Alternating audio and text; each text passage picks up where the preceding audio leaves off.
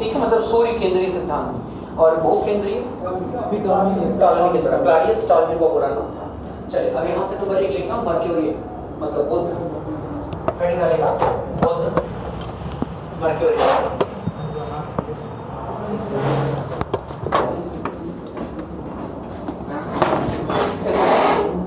Point wise question रखिएगा।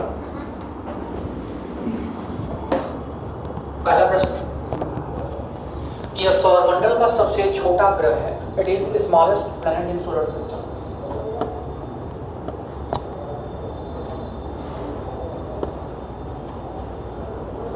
यह सौरमंडल का सबसे छोटा ग्रह है।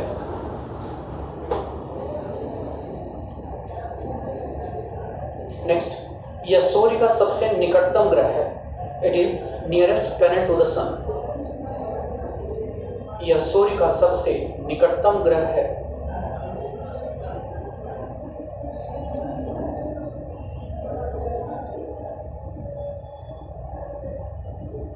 Next, it has no satellite. इसका कोई उपग्रह नहीं है। इसका कोई उपग्रह नहीं है।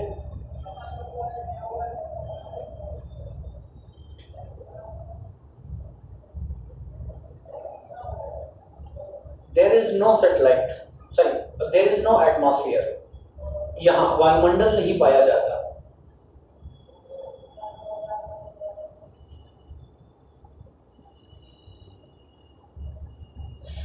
यहाँ वायुमंडल नहीं पाया जाता। कलर लिखिएगा, इसका रंग स्लेटी, इसका रंग स्लेटी है। स्लेटी ग्रे, हाँ ग्रे कह सकते हैं। इट कॉल्ड ग्रे, कलर जो है स्लेटी, इसका रंग स्लेटी है। अच्छा, पता है यहाँ एटमॉस्फेयर न होने के कारण क्या होता है कि दिन का तापमान बहुत ज्यादा होता है और रात का तापमान उतना ही कम। मतलब दिन में लगभग 450 डिग्री सेंटीग्रेड और रात में -180 डिग्री सेंटीग्रेड चला जाता है। मतलब दिन में गर्मी से मर जाओगे, रात में ठंड से। तो जीवन की तो कभी भी पॉसिबिलिटी यहाँ हो ही नहीं सकती। और नीचे लिखिएगा, सबसे अधिक गड्ढे, मैक्सिमम क्रेटर, सबसे अधिक गड्ढे बुध ग्रह पर है। यहाँ पर भी तो होता है, सिटी में ज्यादा गर्मी लगती है और रात में होता है। कहाँ पे? हाँ, पृथ्वी पे टेम्परेचर भी तो कम होता है ना, बट उतना नहीं है। पृथ्वी का तापमान क्या लगता है आपको? दिन में अगर 60 डिग्री या 40 डिग्री सेंटीग्रेड है, 40 से 44 जा रहा है अभी, तो क्या लगता है रात में माइनस में जाता है? 22-23। तो ये क्वालिटी क्या होती है? एक प्रश्न पूछेगा कि पृथ्वी पर सबसे ज्यादा टेम्परेचर डिफरेंस कहाँ पाया जाता है? दैनिक तापांतर जिसको बोलते हैं, दिन और रात के टेम्परेचर में जो सबसे ज्यादा अंतर आ जाता है वो कहाँ होता है? तो उसको राजस्थान न बोल के बोलेंगे डेजर्ट में। कहाँ पे? डेजर्ट में। याद रखना कि जितने भी नदी के किनारे बसे हुए जिले हैं वहाँ भयंकर गर्मी भी पड़ती है और भयंकर ठंड भी पड़ती है। उसका रीजन क्या है कि जैसे अब यहाँ नदी से सटे हम लोग, तो इस समय नदी में पानी बहुत कम हो गया हुआ, रेत ज्यादा है, बालू ज्यादा है। और बालू की क्वालिटी क्या होती है पता है? सैंड की विशेषता होती है वो जितना जल्दी हीट होता है उतना जल्दी ठंडा होता है। तो दिन के समय बहुत तेज गर्म हो जाता है तो तापमान क्या होगा? बढ़ जाएगा, और रात में बहुत जल्दी ठंडा हो जाएगा तो तापमान कम। अब वैसे धरातल और जल की बात करें तो लैंड के अकॉर्डिंग, धरातल के अकॉर्डिंग जल देर से गर्म होता है, देर से ठंडा होता है, लेकिन धरातल जल्दी गर्म होता है और जल्दी ठंडा। यही कारण है कि मुंबई वगैरह में देखो वहाँ समान तापमान पाया जाता है। वहाँ 12 महीने लोग पंखा फैन चला के ही सोते हैं। ठीक है, क्यों? क्योंकि वो समुद्र के किनारे है। तो जब तक समुद्र के पानी के गर्म, इतना जल्दी तो पानी गर्म हो नहीं पाएगा। ठीक है, जब तक गर्म होने का टाइम होगा तब तक क्या होगा? शाम हो जाती है। ठीक है, तो धरातल जब ज्यादा हीट होगा तभी तो रिफ्लेक्ट करेगा वो। भाई गर्मी हम लोगों को जो ज्यादा महसूस होती है वो सूर्य किससे नहीं लगती है। सूर्य से जब आती है पृथ्वी पर, पृथ्वी जितना एब्जॉर्ब करना है एब्जॉर्ब करती है, बाकी जब उसे रिफ्लेक्ट करती है तो वो टेम्परेचर को बढ़ाती है, जिसको हम लोग कहते हैं पार्थिव विकिरण। ठीक है, उसको सौर विकिरण बोलते हैं, जो पृथ्वी से टकरा के जाती है उसे पार्थिव विकिरण बोलते हैं। क्लियर? तो ये कारण है। ठीक है, जब ये होता तो है, टेम्परेचर तो चेंज होना ही होना है। आगे लिखिएगा, तापमान से बारिश मौसम का मतलब मानसून तक कहते कि मतलब डेजर्ट जितना जून में तपेगा बारिश। देखो गर्म हवाएं जो होती है ना, बारिश ज्यादा गर्मियों में क्यों होती है? उसका कारण जानते हैं? बारिश ज्यादा गर्मियों में बारिश ज्यादा होने का कारण क्या होता है कि सपोज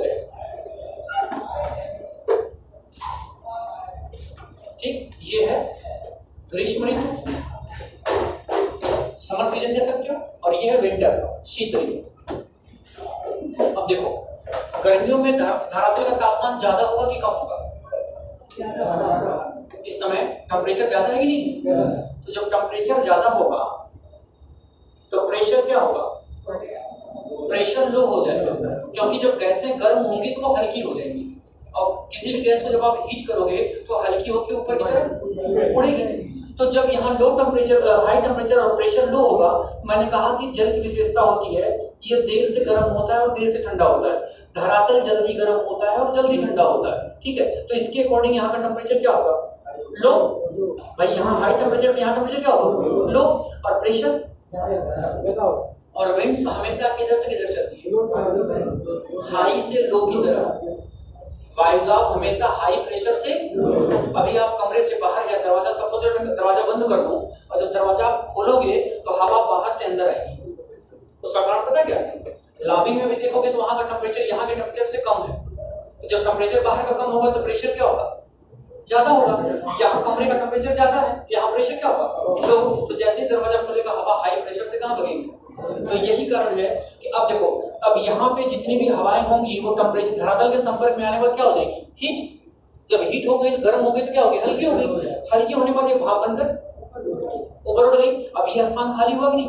अब इस खाली स्थान को भरने के लिए समुद्र से ठंडी हवाएं किधर भागती है? स्थल की ओर। तो जब कोई हवा समुद्र के ऊपर से जाएगी तो समुद्र की नमी को लेके जाएगी कि नहीं? और जैसे ही नमी को लेके यहाँ पहुंचेगी कुछ देर बाद वो भी क्या हो जाएगी? हीट होगी। ये हीट होकर फिर भाप बन के, तो ये प्रोसेस चलता रहेगा और यही बादल ऊपर जाकर कंडेंसेशन करते हैं, और कंडेंसेशन के बाद क्या होगा? ये बूंद के रूप में टपकना शुरू करते हैं। अब ठंडियों में इसका जस्ट अपोजिट हो जाता है।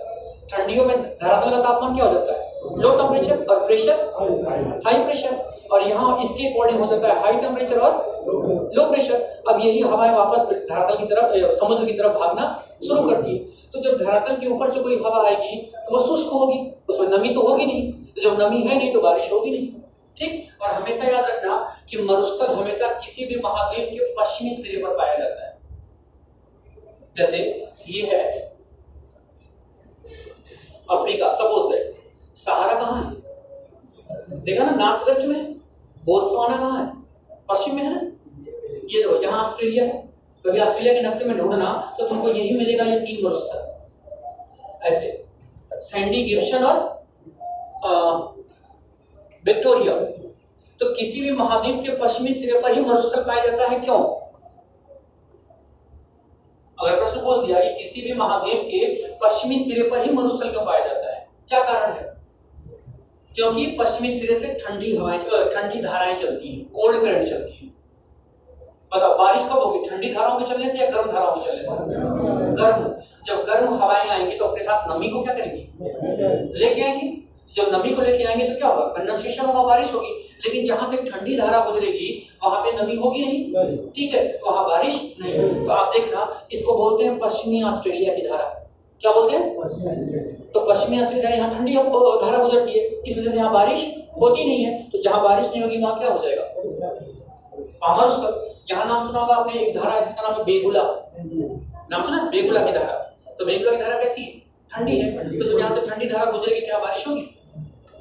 ऐसा में बस वही चीज। चलो नीचे लिखना, घूर्णन काल, रोटेशन पीरियड। घूर्णन काल, रोटेशन पीरियड। देखो घूर्णन को ही कहा जाता है परिभ्रमण। क्या बोलते हैं? घूर्णन आप्लिक परिभ्रमण, इंग्लिश में कहते हैं रोटेशन। तो सबको पता है परिभ्रमण और परिक्रमण क्या होता है? अगर भौगोलिक शब्दावली, ज्योग्राफिकल लैंग्वेज दे दिया कि परिभ्रमण काल किसे कहते हैं और परिक्रमण काल किसे कहते हैं? जब रोटेशन करते हैं एक्सिस पर, वो जब प्लैनेट को इन्वॉल्व करता है। देखो इसको इंग्लिश में कहते हैं रोटेशन और इसको कहते हैं रिवोल्यूशन, ठीक है। तो सबको पता है कि घूर्णन और परिक्रमण क्या होता है। अपने ही एक्सिस पर घूमना क्या है? ये घूर्णन है। और अपने एक्सिस पर घूमते हुए किसी पिंड के चारों तरफ घूमना, ये क्या है? वो रिवोल्यूशन, परिक्रमण है। तो पृथ्वी 24 घंटे में अपने एक्सिस पर क्या करती है? एक चक्कर घूमती है, ऐसे वेस्ट टू ईस्ट, ठीक। और 365 सही 1/4 दिन में किसका चक्कर लगाती है? तो पृथ्वी के पास कितनी गतियां हो गई? 2, रोटेशन और रिवोल्यूशन। रोटेशन को क्या कहते हैं? या और रिवोल्यूशन को परिक्रमण का मतलब किसी पिंड के चारों तरफ घूमना। समझ में आ गया? चलिए, तो घूर्णन काल लिखिएगा, घूर्णन या परिभ्रमण काल या रोटेशन पीरियड 58 दिन 15 घंटा 30 मिनट। 58 दिन 15 घंटा 30 मिनट, 58 डेज, 58 दिन 15 घंटा 30 मिनट। और परिक्रमण काल लिखिएगा, रिवोल्यूशन पीरियड 88 दिन, रिवोल्यूशन पीरियड 88 दिन।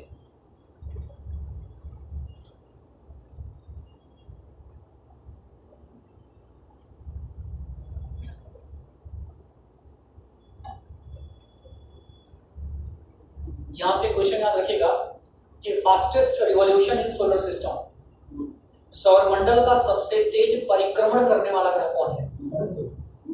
बुध है। अब जाहिर सी बात है, देखो जो सूर्य के सबसे ज्यादा करीब होगा वो सूर्य की परिक्रमा जल्दी लगाएगा ना, जो सबसे दूर होगा, जैसे अभी मैं कहूँ इस लाइन में 1 2 3 4 5 6 8 लोगों को बैठा दो और सबसे बोलो कि अपने अपने ऑर्बिट में मेरा चक्कर लगाओ, तो जो सबसे आगे होगा उसका रेडियस क्या होगा? जो सबसे लास्ट में होगा उसका रेडियस। तो ज्यादा समय किसको लगेगा? जो सबसे पीछे होगा। और सबसे कम किसको लगेगा? तो बताओ, तो सौरमंडल में सबसे तेज परिक्रमण करने वाला ग्रह कौन है? बुध है। कितने दिन में? सिर्फ 88 में। और वहीं नेपच्यून को लगता है 165 साल। कितना? 165 ईयर। आप समझ आ गया? चलिए अब देखिएगा नंबर 2, शुक्र, वेनस।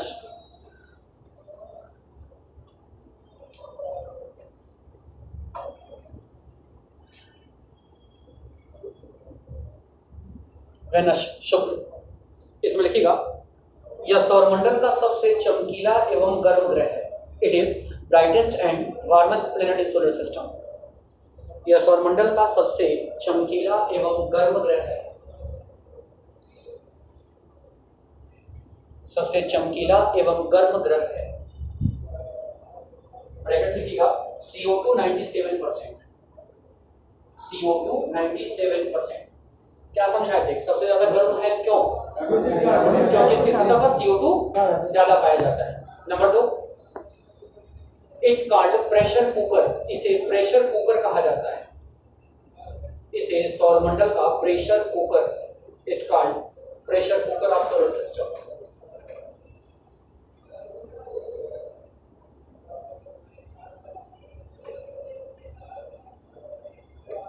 तीसरा क्वेश्चन, इसे भोर का तारा, शाम का तारा, it called morning star, evening star.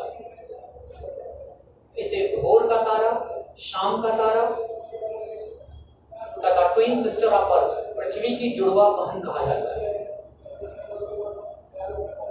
इसे भोर का तारा, शाम का तारा तथा पृथ्वी की जुड़वा बहन कहा जाता है।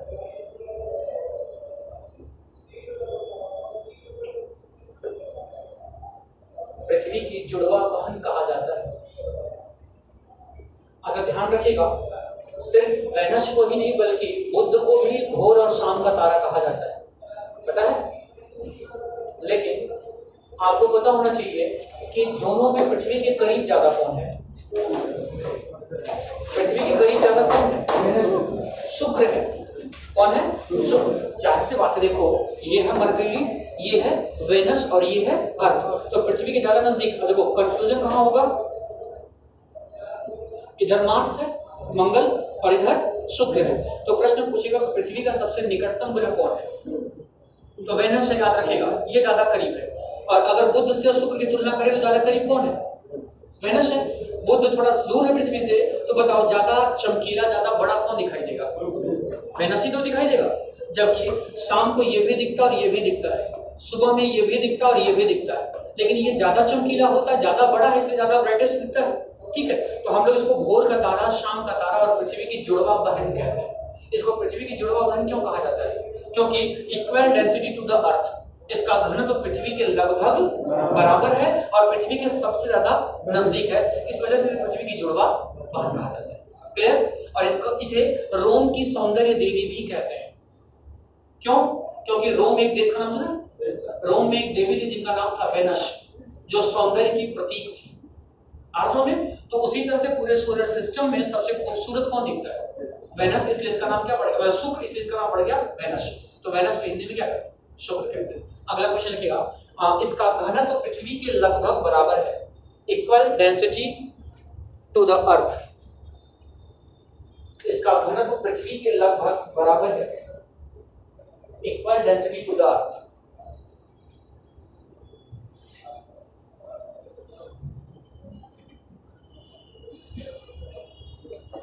Next, it has also no satellite. इसका भी कोई उपग्रह नहीं है,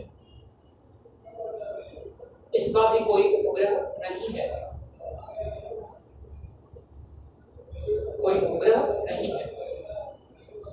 नेक्स्ट, यह अर्थ के एंटी रोटेट करता है, यह पृथ्वी के घूर्णन के विपरीत, यह पृथ्वी के घूर्णन के विपरीत एंटी रोटेट, यह पृथ्वी के घूर्णन के विपरीत चक्कर लगाता है।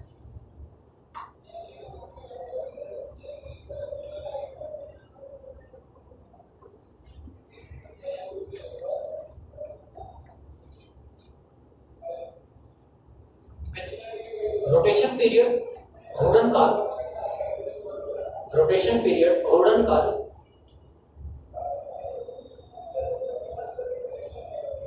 243 डेज, 243 दिन, 243 डेज। रिवॉल्यूशन पीरियड परिक्रमण काल, परिक्रमण काल 225 दिन।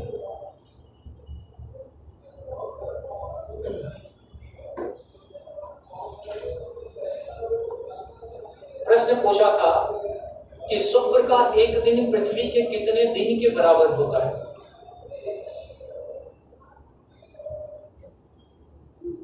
वेनस का एक दिन पृथ्वी के कितने दिन के बराबर होता है? बोलिए। 243 दिन के बराबर होता है। पृथ्वी कितने देर में अपने एक्सिस पर एक चक्कर पूरा करती है? 24 घंटे में, एक दिन में। और शुक्र को एक चक्कर पूरा करने में तो पृथ्वी के कितने दिन के बराबर होगा? 243। देखो प्रश्न इजी है लेकिन उसको घुमा दिया थोड़ा सा, अब आप कंफ्यूज हो गए, ये तो लिखे ही नहीं है। रोटेशन जो लिखा है वही तो उसका होगा दिन, ठीक है। नीचे अच्छा आपने एक चीज लिखा कि इसका घूर्णन काल 243 है और परिक्रमण 225 दिन है। तो पूरे सोलर सिस्टम में यही एक एक्सेप्शन है, अपवाद है। एकमात्र कौन सा ऐसा ग्रह जिसका घूर्णन उसके परिक्रमण काल से ज्यादा समय लेता है? तो वेनस, शुक्र है। बाकी सबका घूर्णन कम समय लेता है, परिक्रमण ज्यादा समय लेता है। एग्जांपल मैं दे दूं, अभी आपने बुध को लिखा है कि अपनी एक्सिस पर कितने दिन में? 58 दिन 15 घंटा 30 मिनट। अप्रॉक्स अगर हम 59 भी मान लेते हैं, 59 मान लेते हैं, तो उसको सूर्य का चक्कर लगाने में कितना समय लगा? 88। तो ज्यादा कहाँ लग रहा है, परिक्रमण में या घूर्णन में? परिक्रमण में। पृथ्वी की बात करें तो पृथ्वी को कितना दिन लगता है? कितना देर? 24 घंटा, ठीक है, 24 आवर। और सूर्य की परिक्रमा करने में 365 तो ज्यादा समय कहाँ लगा? परिक्रमण में। मार्स की बात, मंगल की बात करें तो मंगल को भी कितना समय लगता है अपनी एक्सिस पर? 24 घंटा। और सूर्य का चक्कर लगाने में 687 दिन। तो रिवॉल्यूशन क्या है? ज्यादा है, ज्यादा है ना। लेकिन सिर्फ एकमात्र कौन सा ऐसा ग्रह है जिसका घूर्णन काल परिक्रमण काल से ज्यादा समय लेता है? तो वेनस है। 243 दिन में ये अपनी एक्सिस पर एक चक्कर घूमता है और 225 दिन में सूर्य का चक्कर। इसका मतलब कि इसका रोटेशन स्पीड रिवॉल्यूशन स्पीड से कम है। समझ में आ गया? चलिए अब लिखिएगा तीसरा अर्थ, नंबर 3 लिखिएगा पृथ्वी।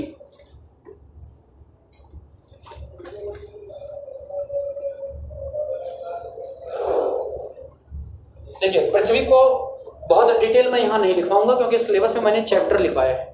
पृथ्वी एक चैप्टर ही है, उसमें 2 चैप्टर पढ़ेंगे हम लोग। अर्थ को 2 भाग में तोड़ के पढ़ेंगे, इसलिए यहां बस रफली 2 4 5 क्वेश्चन लिख लो। पहला लिखना, इट कॉल्ड ब्लू प्लैनेट, इसे नीला ग्रह कहा जाता है। इट कॉल्ड ब्लू प्लैनेट, इसे नीला ग्रह कहा जाता है। अब प्रश्न हो सकता है कि पृथ्वी को नीला ग्रह क्यों कहा जाता है? क्योंकि इसकी सतह पर 71% पानी है। तो अंतरिक्ष से देखने पर पृथ्वी कैसे दिखती है? नीली। सो दैट क्या कहते हैं इसको? तो ब्रैकेट में लिख सकते हैं। या दूसरा क्वेश्चन लिखिएगा, पृथ्वी की सतह पर 71% जल है। पृथ्वी की सतह पर 71% जल है।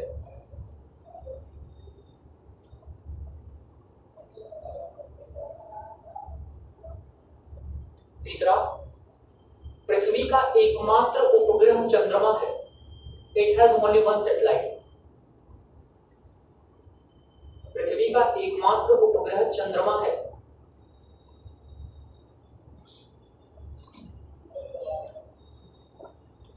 कितने लोगों की कॉपी पे फिगर नहीं है? उस दिन फिगर बनाए थे तो हम पूछे थे कि सबको बना के लाना फिगर। कौन कौन नहीं बना के लाया? Raise your hand. 1 2 3 4 5। इसमें से कितने लोग नहीं थे? आप लोग नहीं थे। बाकी जितने थे वो बनाए हैं।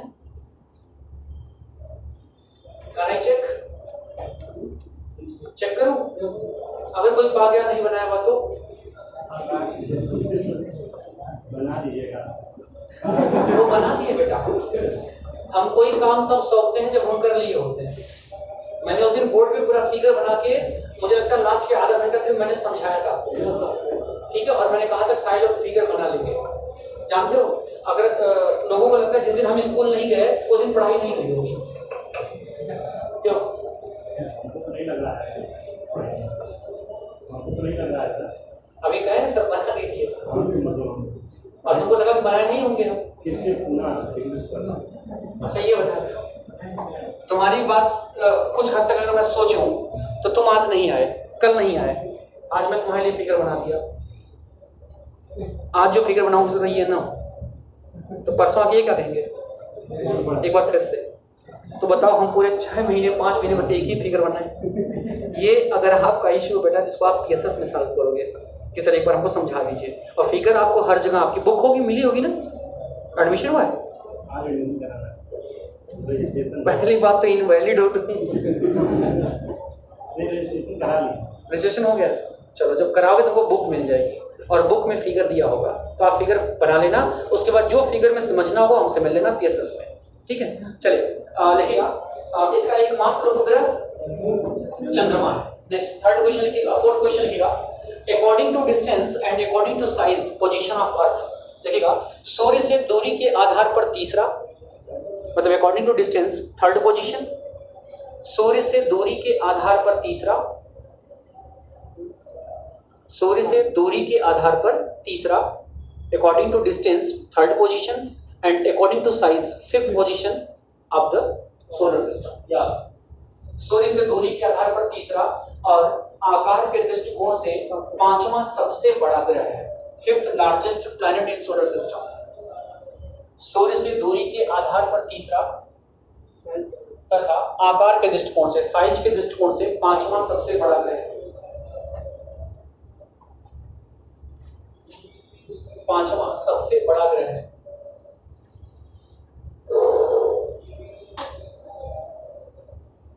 पांचवा सबसे बड़ा ग्रह है। मैंने कहा इससे जुड़े जितने भी प्रश्न होंगे उसको मैं अभी चैप्टर पढ़ाऊंगा एक साथ, उसको अभी छोड़ दीजिए और रोटेशन और रिवॉल्यूशन लिख लीजिएगा।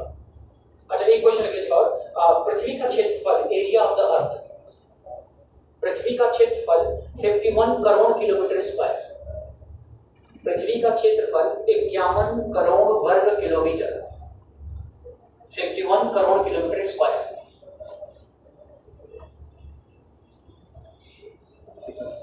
लिखिएगा, और रोटेशन पीरियड, घूर्णन काल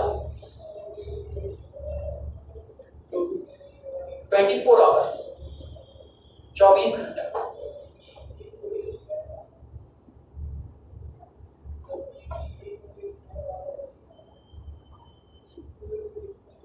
और रिवॉल्यूशन लिखिएगा, परिक्रमण काल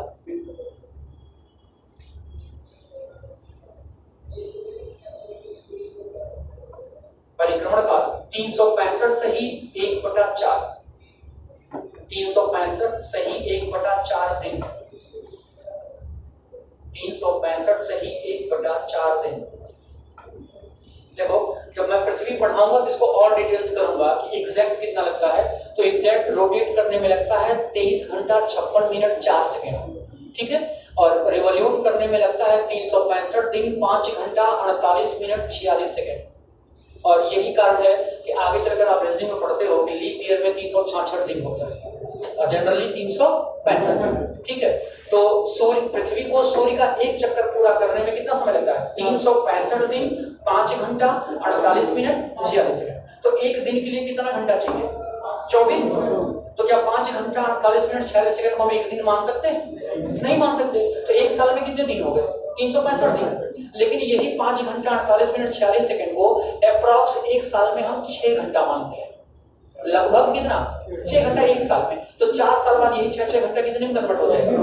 24 आवर्स। और 24 आवर्स इक्वल टू 1 डे। तो जो सबसे कम दिन वाला महीना है फरवरी, उसमें हम एक दिन ऐड करते हैं, तो लीप ईयर में फरवरी 29 दिन की हो जाती है और साल 360। तो उसको जब वहां पढ़ाएंगे तो डिटेल कर देंगे। ठीक है, चलिए आगे लिखिएगा। मार्स, मंगल। अगला प्लेनेट लिखिएगा Mars, Mangal.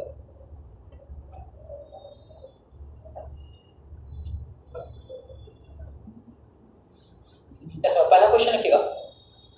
It called red planet, इसे लाल ग्रह कहा जाता है। It called red planet.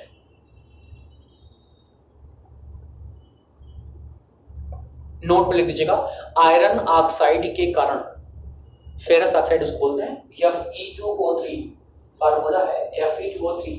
जैसे अगर प्रश्न पूछेगा इसे लाल ग्रह क्यों कहा जाता है तो क्या कहेंगे? तो इसकी सतह पर आयरन ऑक्साइड की मात्रा ज्यादा है, इसलिए इसको क्या बोलते हैं? लाल ग्रह। सेकंड क्वेश्चन लिखिएगा। इट हैज 2 सैटेलाइट, इसके 2 उपग्रह हैं।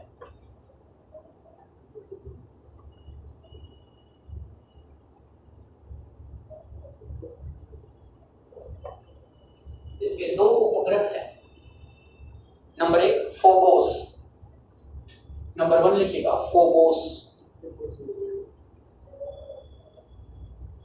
और नंबर 2 लिखिएगा डेमोस। फोबोस और डेमोस। नीचे नोट लिखिएगा, smallest satellite of solar system Deimos, सौरमंडल का सबसे छोटा उपग्रह डेमोस है। सौरमंडल का सबसे छोटा उपग्रह डेमोस। अच्छा, जैसे प्रश्न पूछ लिया कि बताइए मंगल का सबसे छोटा उपग्रह कौन है? डेमोस। तो सिर्फ मंगल का ही नहीं है, पूरे सोलर सिस्टम का सबसे छोटा सैटेलाइट कौन है? डेमोस। तो अगर सबसे छोटा से प्रश्न हो सकता है तो सबसे बड़ा से भी तो हो सकता है। तो सबसे बड़ा कौन है? तो गैनमीड है, जुपिटर का है। आगे भी इसको हम लिखवाएंगे। अच्छा, सैटेलाइट किसे कहते हैं? Types of satellites. उपग्रह कितने प्रकार के होते हैं? 2। कौन कौन? नेचुरल और आर्टिफिशियल। तो नेचुरल सैटेलाइट किसे कहते हैं? प्राकृतिक उपग्रह किसे कहते हैं? जो प्लैनेट से टूट कर अलग होते हैं। जैसे चंद्रमा है, वो पृथ्वी से ही टूट कर क्या हुआ है? अलग हुआ है और पृथ्वी के चारों तरफ घूम रहा है। तो वो पृथ्वी का कैसा उपग्रह है? नेचुरल या आर्टिफिशियल? नेचुरल। आर्टिफिशियल जो मानव के द्वारा निर्मित है, जो जाते हैं किसी ग्रह के चारों तरफ घूम घाम के उसका पता लगा के आ जाते हैं, तो वहीं डिस्ट्रॉय हो जाते हैं। ठीक है, तो अगर पूछेगा उपग्रह किसे कहते हैं तो कहेंगे वे आकाशीय पिंड जो ग्रह के चारों तरफ चक्कर लगाते हैं, जिनके पास अपना कोई लाइट, कोई हीट नहीं होता है। ठीक। और ग्रह किसे कहते हैं? ऐसे स्काई पिंड, ऐसे स्काई बॉडीज, ऐसे आकाशीय पिंड जो सूर्य का चारों चक्कर लगाते हैं, सूर्य के चारों तरफ चक्कर, उन्हें ग्रह कहते हैं। और जो ग्रह के चारों तरफ चक्कर लगाते हैं उन्हें उपग्रह। उपग्रह को कहते हैं सैटेलाइट। तो अगर पूछेगा मंगल की कुल कितने उपग्रह हैं? सिर्फ 2, फोबोस, डेमोस। तो सबसे छोटा कौन है? तो ये सिर्फ मार्स का नहीं बल्कि पूरे सौरमंडल का सबसे छोटा उपग्रह कौन है? डेमोस। क्लियर हो गया? आगे लिखिएगा। सौरमंडल का सबसे ऊंचा पर्वत, highest mountain in solar system. सौरमंडल का सबसे ऊंचा पर्वत, सौरमंडल का सबसे ऊंचा पर्वत Nix Olympia. Nix Olympia, highest mountain in solar system, Nix Olympia. And largest volcano in solar system, तथा सौरमंडल का सबसे बड़ा ज्वालामुखी, largest volcano in solar system, सौरमंडल का सबसे बड़ा ज्वालामुखी Olympia Olympus. Olympia Olympus. Olympus मंगल ग्रह पर स्थित है। ओलंपिया कोलंपस, प है ब नहीं, कोलंपस मंगल ग्रह पर स्थित है। तो इसी को ओलिपस में ओलिपस मेसी कहते हैं। इसी ओलंपिया कोलंपस को ओलिपस मेसी भी कहा जाता है। मंगल ग्रह पर स्थित है। सौरमंडल का सबसे ऊंचा पर्वत निक्स ओलंपिया तथा सबसे बड़ा ज्वालामुखी ओलंपिया कोलंपस मंगल ग्रह पर स्थित है। तो निक्स ओलंपिया की ऊंचाई पता है? अगर पूछेगा कि highest peak of the world, विश्व की सबसे ऊंची चोटी कौन है, कितनी? 88। अब बताओ माउंट एवरेस्ट की ऊंचाई कितनी?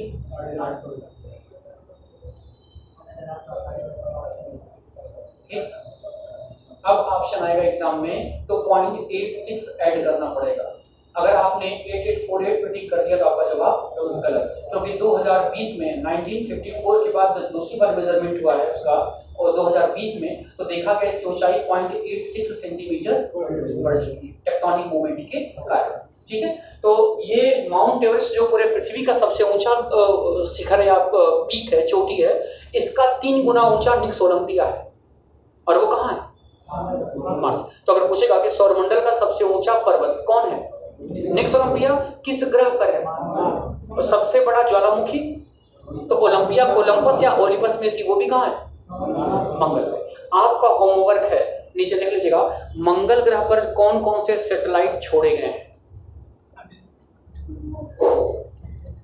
देखिएगा, मंगल ग्रह पर या मंगल ग्रह के अध्ययन के लिए कौन से उपग्रह छोड़े गए हैं,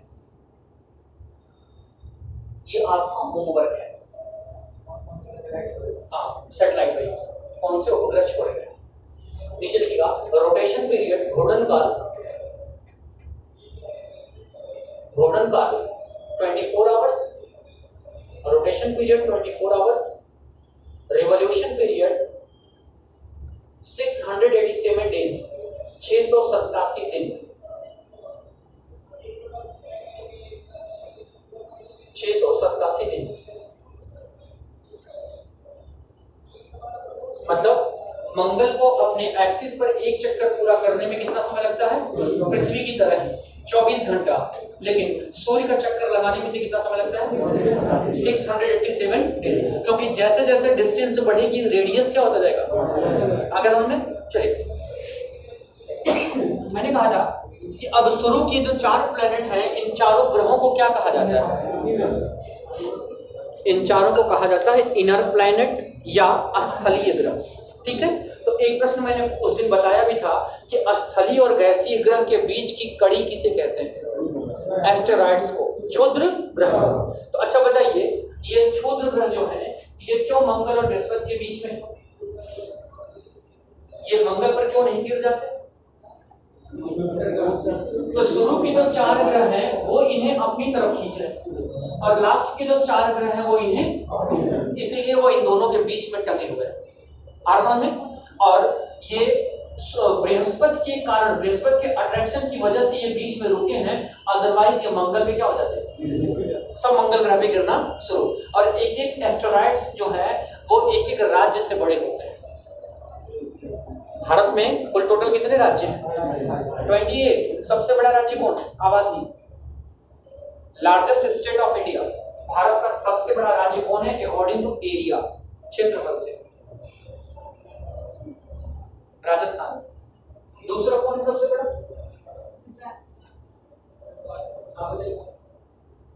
second largest state of India?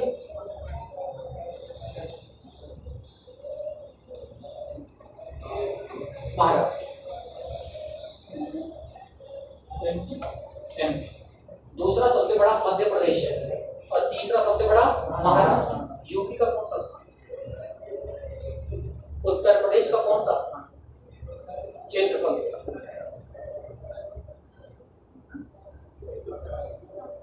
सातवां बेटा भारत का है विश्व में। उत्तर प्रदेश का चौथा स्थान, पहले चौथा था आंध्र प्रदेश, लेकिन जब से तेलंगाना तेलंगाना छोड़कर अलग हो गया, अब चौथा सबसे बड़ा राज्य कौन हो गया? उत्तर प्रदेश। पांचवें पे चला गया। तो ये एक एक राज्य से बड़े बड़े चट्टान के टुकड़े अगर गिर गए तो तबाह राज्य, खत्म हो जाएगा सब। ठीक है, तो अगर पूछेगा कि ये क्यों नहीं मंगल पर गिर जा रहे हैं, तो कहेंगे बृहस्पति के अट्रैक्शन के कारण। मतलब बृहस्पति उसे अपने अट्रैक्शन से क्या कर रहा है, इसीलिए बृहस्पति को खिंचाव वाला ग्रह कहा जाता है, अट्रैक्टिव प्लेनेट कहा जाता है। आसान में चलिए, तो अब यहाँ से हम लोग लिखेंगे क्या, आउटर प्लेनेट जुपिटर के बारे में। तो पूछेंगे, जैसे मैंने एग्जांपल दिया था कि 4 ग्रह का नाम दिया है, शनि, बृहस्पति, अरुण, मंगल। इसमें कौन एकमात्र आंतरिक ग्रह है, इनर प्लेनेट है? मार्स। तो कुछ नहीं करना है, शुरू के जो 4 ग्रह हैं उन्हें हम आंतरिक, और लास्ट के जो 4 उन्हें बाह्य। जो आंतरिक है वही स्थलीय है और जो बाह्य है वही गैसीय है। स्थलीय को कहते हैं टेरेस्ट्रियल और बाह्य गैसीय को कहते हैं जोवियन प्लेनेट। क्लियर हो गया ना? चलो अब देखो जुपिटर, हेडिंग करो बृहस्पति। बृहस्पति, बृहस्पति, इसमें पहला क्वेश्चन लिखेगा, यह सौरमंडल का सबसे बड़ा ग्रह है। It is largest planet of solar system. यह सौरमंडल का सबसे बड़ा एवं भारी ग्रह है। It is largest and heavy planet in solar system.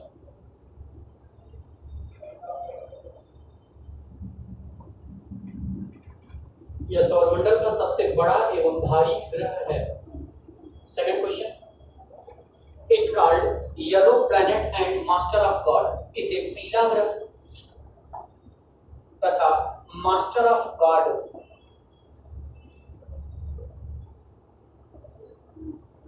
Master of God,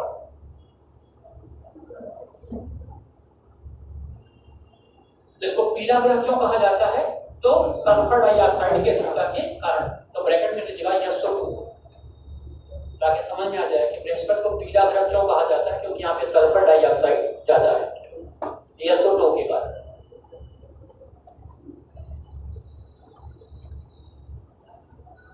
नीचे लिखिएगा, यह पृथ्वी से 11 गुना अधिक बड़ा है, 11 टाइम लार्जेस्ट देन अर्थ। यह पृथ्वी से 11 गुना बड़ा है।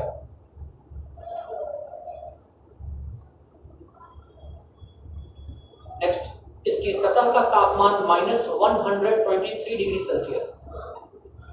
इसकी सतह का तापमान, surface temperature -123 degree Celsius, 123 degree.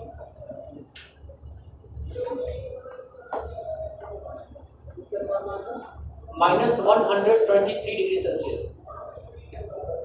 अब देखिए, 2020 तक बताया गया था कि सौरमंडल का सबसे अधिक उपग्रहों वाला ग्रह कौन है, बृहस्पति। ठीक, और दूसरा सबसे शनि। मतलब सबसे ज्यादा सैटेलाइट किसके पास थी, तो कहेंगे जुपिटर के पास। और दूसरा सबसे अधिक उपग्रहों वाला ग्रह कौन था, बट आज की डेट में अगर प्रश्न पूछेगा कि मैक्सिमम सैटेलाइट किस ग्रह के पास है, तो कहेंगे शनि के पास। देखो, 2 फैक्ट आते हैं। कुछ लोगों का मानना है कि जैसे पहले इसका 67 था और इसका 62, ठीक है, तो 67 के 12 सैटेलाइट खोजे गए तो ये हो गया 79, और इसके 20 सैटेलाइट खोज लिए गए और ये हो गया 82, ठीक है। और कुछ तथ्य लोग ये देते हैं कि जैसे 79 में टोटल 16 सैटेलाइट ऐसी हैं जो ज्ञात है, जिनको खोजा जा चुका है। ऐसा माना जाता है कि है टोटल कितनी, 79, लेकिन 16 का अध्ययन किया गया है। और शनि के 21 सैटेलाइटों का रिसर्च किया जा चुका है, अध्ययन कर चुके हैं। तो इस आधार पे भी सबसे ज्यादा किसका हुआ है, शनि का। और नंबर के हिसाब से भी देखें तो कौन है, तो अब पूछेगा कि सबसे अधिक उपग्रहों वाला ग्रह कौन है, और सेकंड मैक्सिमम सैटेलाइट बृहस्पति। तो लिखिएगा, सौरमंडल का, या ऐसे लिखिएगा, सीधे ऐसे लिखिए, एक मिनट रुकिएगा।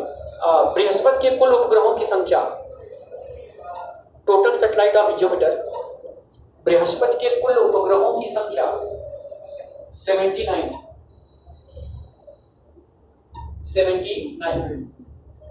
बृहस्पति के कुल उपग्रहों की संख्या 79। उसके नीचे लिखिएगा, यह सौरमंडल का दूसरा सबसे अधिक उपग्रहों वाला ग्रह है, सेकंड मैक्सिमम सैटेलाइट। यह सौरमंडल का दूसरा सबसे अधिक उपग्रहों वाला ग्रह है।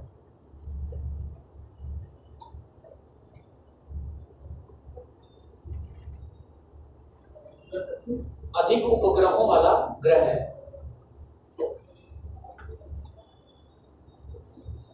और नोट लिखिएगा, बृहस्पति का सबसे बड़ा उपग्रह Ganymede, largest satellite of Jupiter,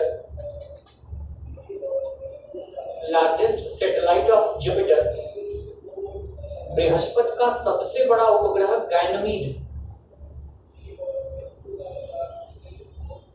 गैनमीड,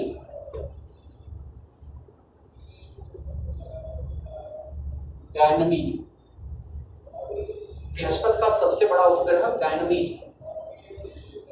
also solar system, bracket में लिखिएगा सौर परिवार का भी,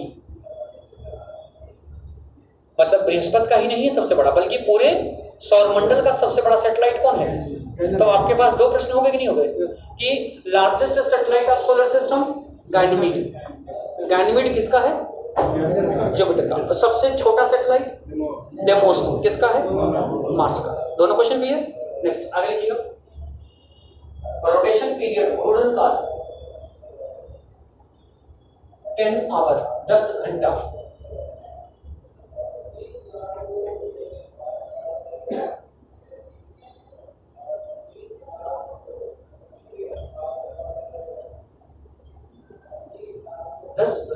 रेवोल्यूशन लिखिएगा 12 वर्ष, परिक्रमण काल 12 वर्ष।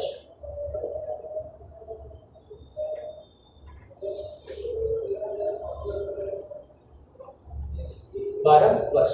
तो जिस तरह से आपने कहा था कि सौरमंडल का सबसे तेज परिक्रमण करने वाला ग्रह कौन है? मर्क्यूरी। फास्टेस्ट रिवॉल्यूशन किसका था? मर्करी का। सिर्फ कितने दिन में? 88 दिन में वो सूर्य की परिक्रमा कर लेता है। तो अगर पूछेगा फास्टेस्ट रोटेशन किस ग्रह का है, सबसे तेज अपने ग्रह पर घूर्णन करने वाला ग्रह कौन है? तो कहेंगे जुपिटर। कौन है? जुपिटर। ध्यान में रखिएगा, इसको लिखवा नहीं रहा हूं मैं। अगर पूछेगा कि सबसे तेज घूर्णन काल किस ग्रह का है, तो जुपिटर। अब लिखिएगा Saturn, Shani.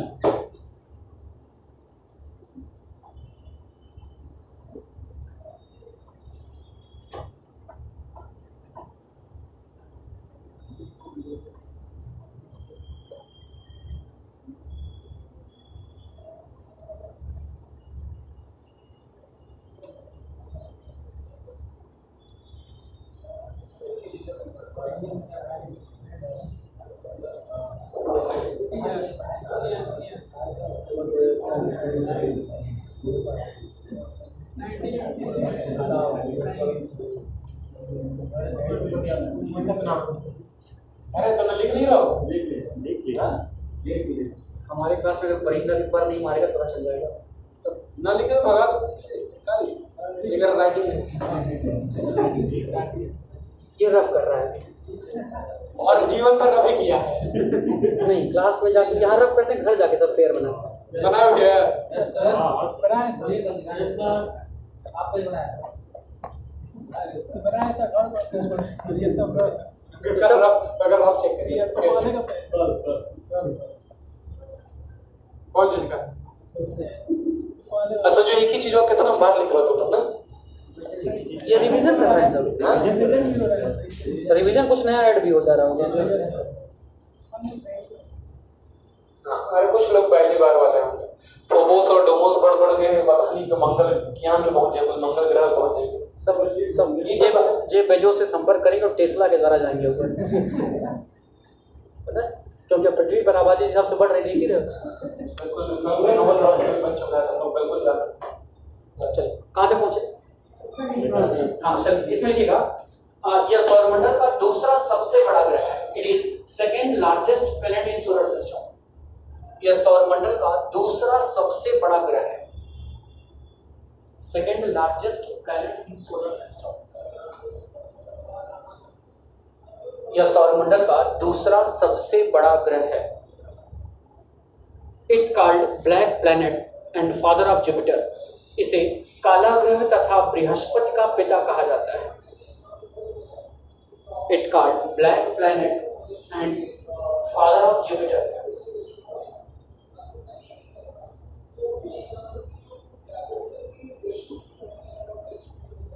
Father of Jupiter, इसे काला ग्रह तथा बृहस्पति का पिता कहा जाता है।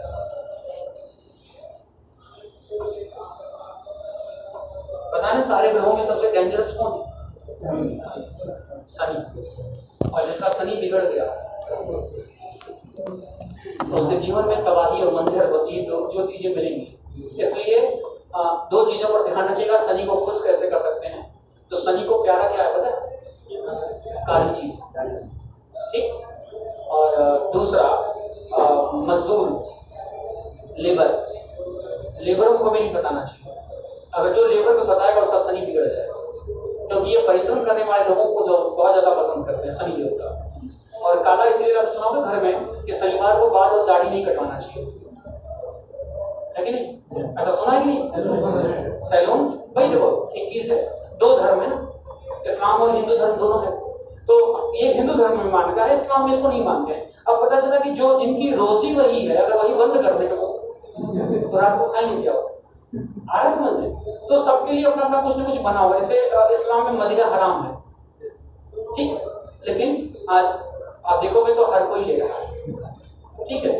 तो ये शनि के लिए काला चीज, तो काली चीज को अगर जिस दिन अगर आपने शनिवार को बाल दाढ़ी को टच किया और ये ऊपर से देख रहे हैं, तो हमारी जो सबसे प्यारी चीज को ये गिरा रहा है काट के, तो उसके ऊपर तांडव बचाएंगे और नाखुश हो जाएंगे तुरंत। नाखून को भी बोलते हैं, नाखून को भी लोग बोलते हैं, लेकिन मेनली इनको पसंद है काली चीज।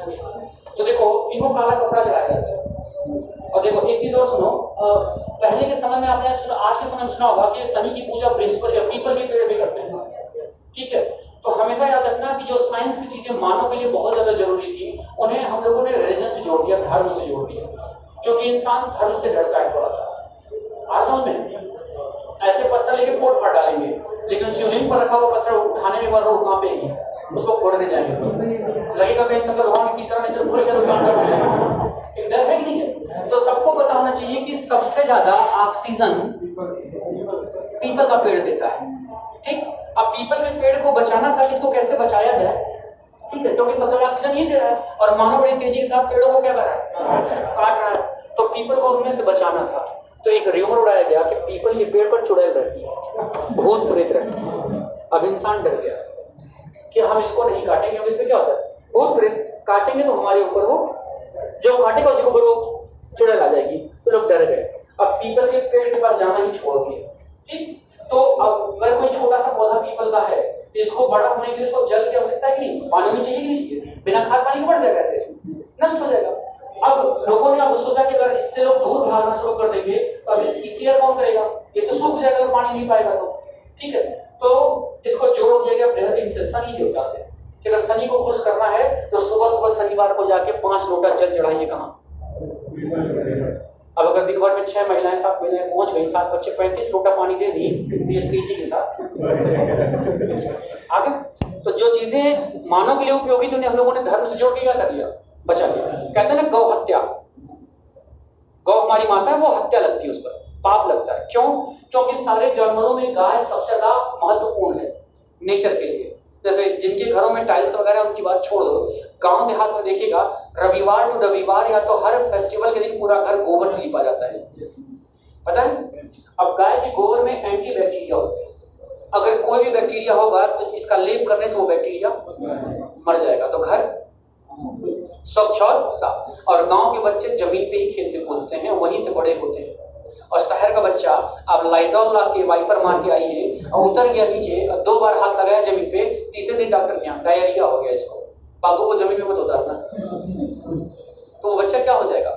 नाजुक हो जाएगा, ठीक है। और गांव के बच्चे उठाएंगे एक मुट्ठा सीधा मुंह में, खा पी के मस्त, न कहीं डायरिया न कहीं कुछ, एकदम मस्त पड़े। अब जनरली देखो कि जिन चीज की आप केयर बहुत ज्यादा करना शुरू करते हैं ना, वो चीज उतनी खराब हो जाती है, ठीक। गांव की महिलाएं और शहर की महिलाओं में तुलना करो कि शहर की महिलाओं को प्रेगनेंसी में क्या कहते हैं? पहले दिन से बताते हैं लोटा का पानी नहीं उठाना, अब कुछ नहीं करना, इसको रहने दो। लास्ट आते आते 9 मिनट तक डॉक्टर कहेगा बच्चा उल्टा है, सीजर करना पड़ेगा, बिना ऑपरेशन के बच्चा नहीं होगा, मर जाएगा, ठीक। लोग डर गए, पहुंच गए सीजर कराने, बिल बना 56,000। गांव की महिलाएं आखिरी महीने के आखिरी दिन तक काम करती हैं। आप भट्टों पे चले जाइए, जो रांची की महिलाएं आती हैं वो 8 महीने 7 महीने की प्रेगनेंसी के बावजूद सर पीट करके ढोती, और उनके बच्चे नॉर्मल होंगे, कोई किसी की जरूरत नहीं, नॉर्मल हो गए। और शहर के बच्चे इसीलिए दुबले पतले कमजोर होते हैं। अब गांव के बच्चों में इम्यूनिटी पावर बहुत ज्यादा होता है। ये चीज समझाया इस बार कोरोना में। आप उठा के रेशियो देखिएगा तो गांव की अपेक्षा शहर में ज्यादा डेथ होती है। अमेरिका में भी कोरोना से डेथ हुई। पता है ना, ज्यादा से ज्यादा डेथ कहाँ हुई है? शहरों में हुई है, क्योंकि शहर के बच्चे पिज्जा बर्गर चाउमीन खाते हैं और गांव के बच्चे वो जाएंगे खेत में, उठाएंगे निकाल के मूली धान से तोड़ेंगे, गाजर वहीं तोड़ता है, पोष पाछ वहीं मारेंगे। तो बर्गर चाउमीन पिज्जा खा के आपका इम्यूनिटी पावर कितना पावरफुल होगा। और गांव के बच्चे जानते हो कुछ नहीं पाएंगे, 6-7 रोटी मोड़ के नमक तेल लगा के मार देंगे, चाय से डुबोगे, मस्त है ना। ये सारी चीजें चलिए देखिएगा, इसको कंप्लीट करिए, बाकी जो बचेगा उसको देखिए। क्या लिखा है तीसरा क्वेश्चन इसे? हाँ देखिएगा, इट हैज मैक्सिमम सैटेलाइट, ये सबसे अधिक उपग्रहों वाला ग्रह है। यह सबसे अधिक उपग्रहों वाला ग्रह है।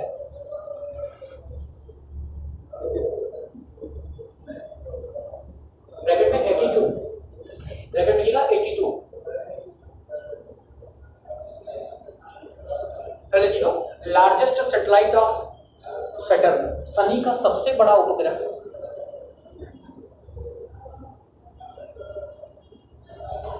शनि का सबसे बड़ा उपग्रह Titan, Titan.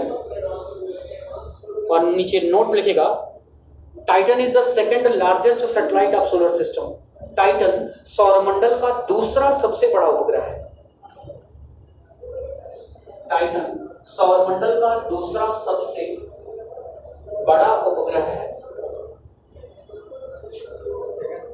Second largest satellite of solar system. सौरमंडल का दूसरा सबसे बड़ा उपग्रह है। अब बताओ सौरमंडल का सबसे बड़ा उपग्रह कौन है? गैनीमेड किसका है? अब हम पूछेंगे बताओ शनि का सबसे बड़ा उपग्रह कौन है? टाइटन। और सौरमंडल का दूसरा सबसे बड़ा उपग्रह कौन है? टाइटन। किसका है? शनि का। अगर एग्जाम में दे दिया टाइटन किसका उपग्रह है, तो लोग कंफ्यूज होते हैं। देखो ध्यान से यहां समझ लो, टाइटन, ट्राइटन। लोगों को लगता है मिसप्रिंट हो गया, टाइटन को ट्राइटन लिख दिया गया, ऐसा नहीं है। ये दोनों अलग अलग उपग्रह हैं, ठीक है। टाइटन जो है ये शनि का है और ट्राइटन जो है ये नेपच्यून का है, वरुण का है। आ समझ में? तो जब उसको पढ़ाएंगे तो हम बता देंगे। नेक्स्ट एक क्वेश्चन लिख दीजिएगा, Saturn is known as ring planet. शनि को छल्लों वाला ग्रह कहते हैं।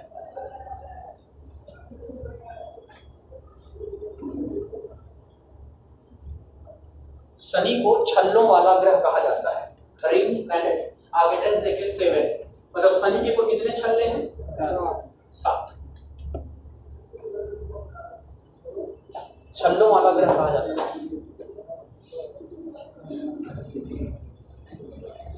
छल्लों वाला ग्रह कहा जाता है, रिंग्स प्लैनेट। नेक्स्ट, सौरमंडल का सबसे कम घनत्व वाला ग्रह, low density in solar system.